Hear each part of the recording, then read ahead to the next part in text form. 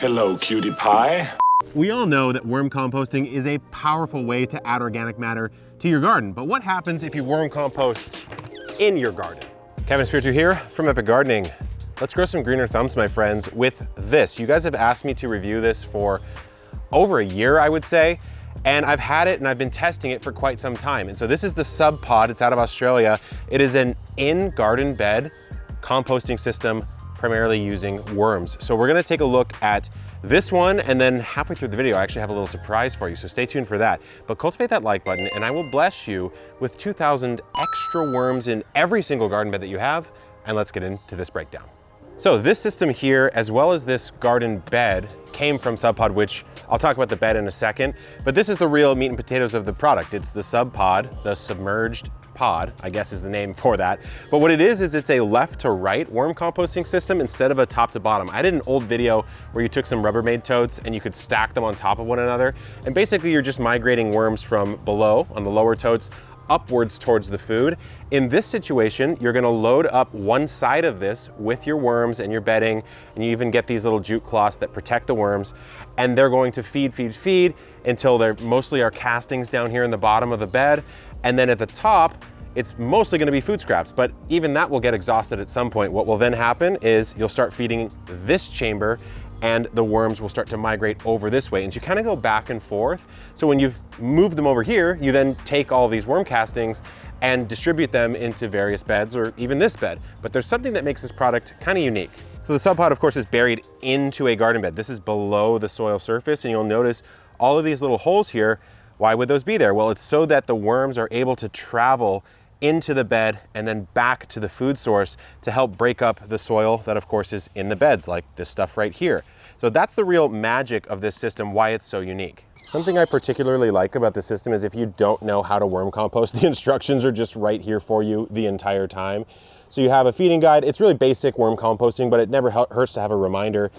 Don't put in things like metal or plastic, don't put in things like bones, like just be careful about that kind of stuff. And then here's some stuff that you should pretty much always add. So let's take a look at the system as I have it set up right now. This side is the side I'm filling with most of my material. I have this little cloth, protects them from any sort of heat or cold, little insulation. So I have this mixture of shredded paper and shredded straw. This is sort of my bedding mixture. And then as you go down, you can see what we've got here is a couple old cucumbers, just some food. And then you have the worm layer. So this is the casting and worm layer. So let's take a big scoop of this and take a look at what we have. We should have some worms showing up somewhere in here. There's one right there.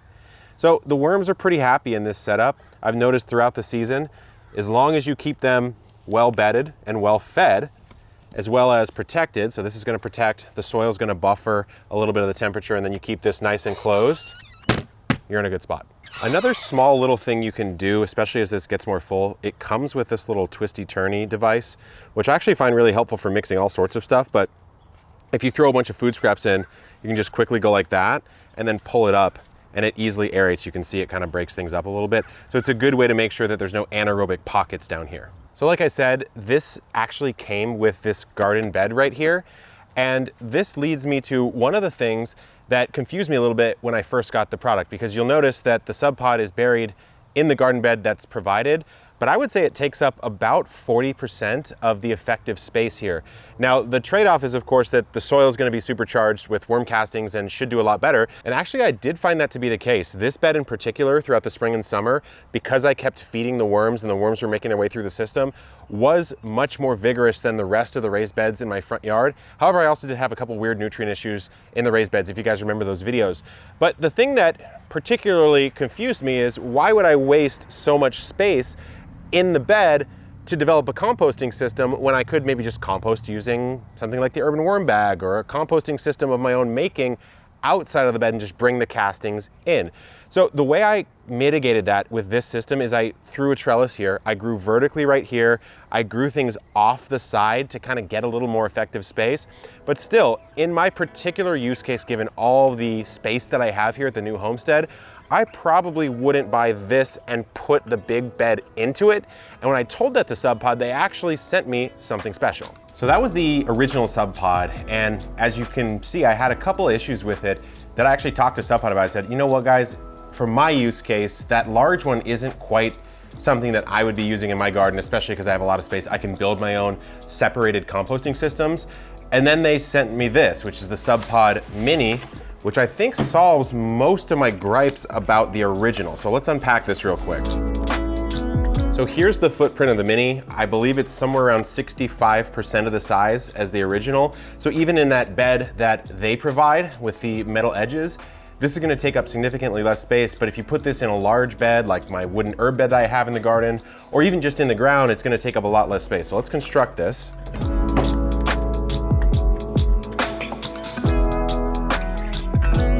Right out of the gate, I have to say, this is far easier to assemble than the original, probably because there's no split partition in the middle. And then these little locking pins, I think are just design-wise better than whatever we used to construct the original SubPod. I actually forgot, but I know these are way easier than the other one. Construction is done. Let's go ahead and bury this in a different bed and see how it looks. For the SubPod Mini, I've decided to actually bury it in the ground. So you can see it's about 12 inches deep. So the first thing I need is a shovel. Awesome, got that. Now it wouldn't hurt to have a little help. So I'm gonna summon the garden hermit really quickly. Oh, there he is. Okay, all right, well, let's go ahead and get to this, Jacques. Do it. By the way, Jacques has its own YouTube channel that you guys can check out, Jacques in the Garden. We just released his first full tour.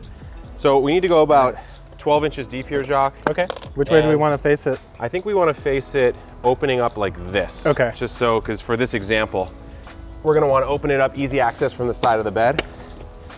We just finished tilling this garden, and so the soil is nice and loose, nice and rich. So what I noticed from the original SubPod is that while you do have to maintain, let's say you had like 5 of these, right? You would have to maintain them all separately, so you're kind of creating multiple separate ecosystems. But we both noticed that the fertility and the plant performance in the front yard with the SubPod was better than the just native raised bed stuff that we had. We did have some problems with our raised bed mix, so you do have to take that into account. It's not 100% because of the SubPod, but having those worms cycling through the system really did help. Yeah, it's also pretty fun to just pick stuff off and throw it in there. Yeah, if you're doing some plant trimming, it's really easy to just come in, make some cuttings, some snipping, some pruning, and then just pop it right into the SubPod.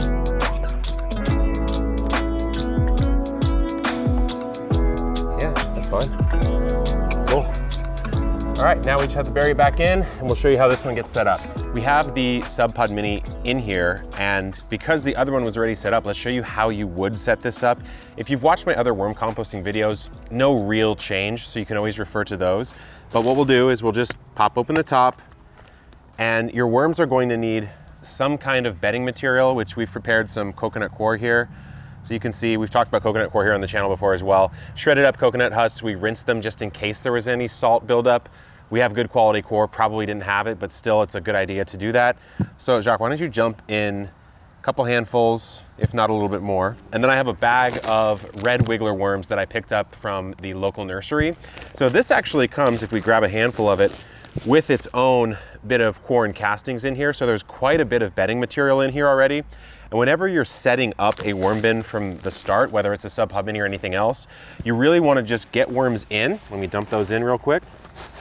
And then get them in a position where they can start to cycle through some of the nutrients. You don't want to overload it with food right away because they simply don't need it. Actually, they need microbial activity to start breaking that food down a little bit so it's small enough for them to actually process. So we're gonna do this. We'll move these around just a little bit here. Nice, I could already see them moving around. Yeah, there's a ton of them.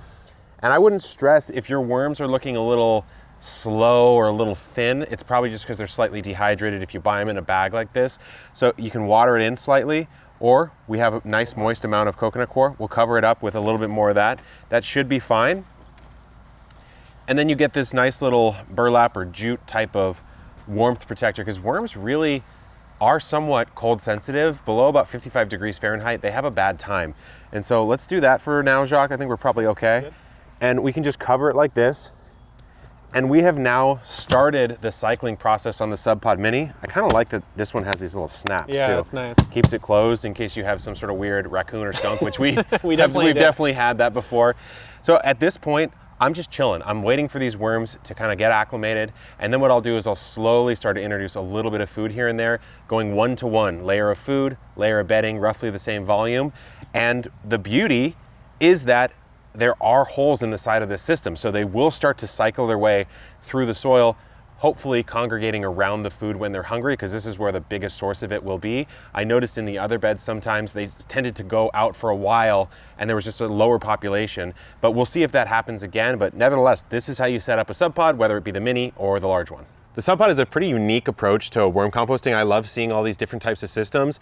For me, my take on it is, at the scale that I'm gardening right now here at the Epic Homestead, this larger model is not a fit for me because it's too big relative to how much space it takes up in the bed, especially the included bed. Maybe if I had a really large wooden raised bed or a huge Birdie's raised bed, it would make a little bit more sense. I love the sub pod mini though, because it's about, I would say, this big. So it cuts off 35% of the space. And let's say you had a really large wooden bed or in-ground bed, you could put it right in the center and you really wouldn't be able to reach that for tending to plants anyway. So you might as well put a little fertility center in there. Now the thing you have to keep in mind is if you, let's say, get a few of these, you're gonna have to run different systems and maintain different ecosystems. So that might be a little bit of a downside. But I think if you're a small home gardener, I especially love the Sub Pod Mini, and I'm all for all these different types of systems that are coming out. You can see them in the background here. I love testing all this stuff out. So hopefully this was a helpful breakdown. Until next time, good luck in the garden, keep composting, and I'll see you on the next one.